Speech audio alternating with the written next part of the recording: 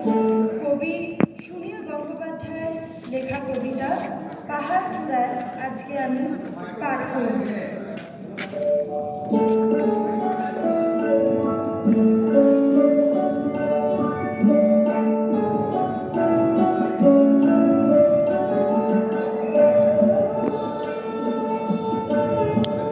নিচে নামো।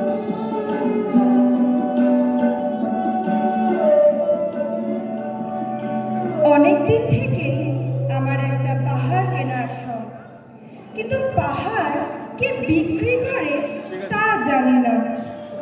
যদি তার দেখা পেতাম দামের জন্য আটকাতো না। আমার নিজস্ব একটা নদী আছে, সেটা দিয়ে দিতাম পাহাড়টার বদলে।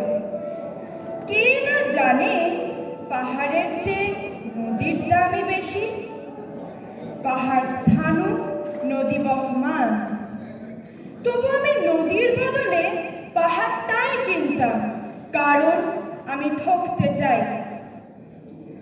নদীটা অবশ্য কিনেছিলাম একটা দ্বীপের বদলে। ছেলেবেলায় আমার বেশ ছোটখাটো ছিমছাম একটা দ্বীপ ছিল, সেখানে অসংখ্য প্রজাপতি। শৈশবে দ্বীপটি ছিল আমার বড় প্রিয়। আমার যৌবনে দ্বীপটি আমার কাছে মাপে ছোট লাগলো।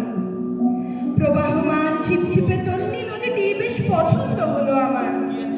বন্ধুরা বলল, ওইটুকু একটা দ্বীপের বদলে এত বড় একটা নদী পেয়েছিস, বেশ জিতেছিস তো মাইরি।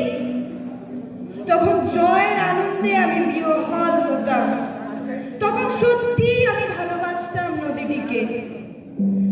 নদী আমার অনেক প্রশ্নের উত্তর দিত, যেমন, বলো তো আজ সন্ধেবেলা বৃষ্টি হবে কিনা।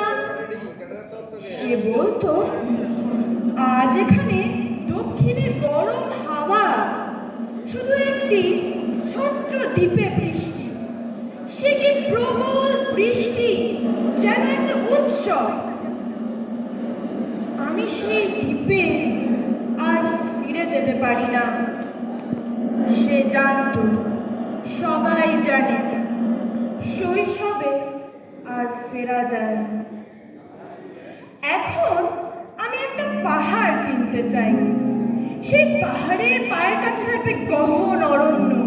আমি সেই অরণ্য পার হয়ে যাব, তারপর শুধু রুক্ষ কঠিন পাহাড়।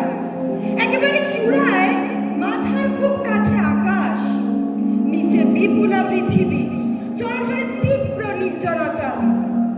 আমার কণ্ঠস্বর সেখানে কেউ শুনতে পাবে না। আমি ঈশ্বর মানি না, তিনি আমার মাথার কাছে ঝুঁকে দাঁড়াবেন না।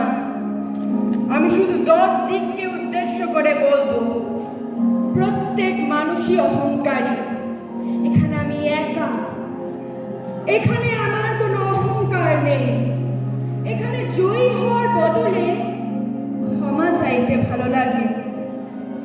হে 10 দিক, আমি কোনো দোষ করিনি, আমাকে ক্ষমা করুন। নমস্কার।